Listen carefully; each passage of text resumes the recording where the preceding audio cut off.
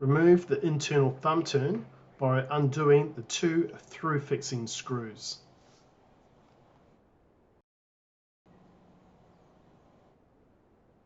Install the Tedee adapter, making sure the slot is horizontal and aligned with the tail bar of the cylinder of the deadbolt.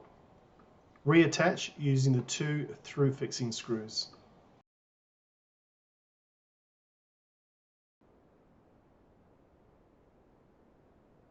Once attached, tighten screws and install the Tedee bar. This bar slots onto the adapter on the 2 side slots as shown. Push on and make sure it's secured, and test the function of the deadbolt. Make sure there's no binding. Now you're ready to install your Tedee GO smart lock.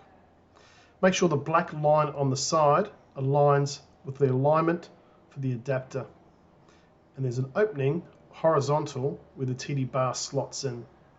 Simply slot over, align with the adapter, and tighten the 3 fixing screws as per the instructions.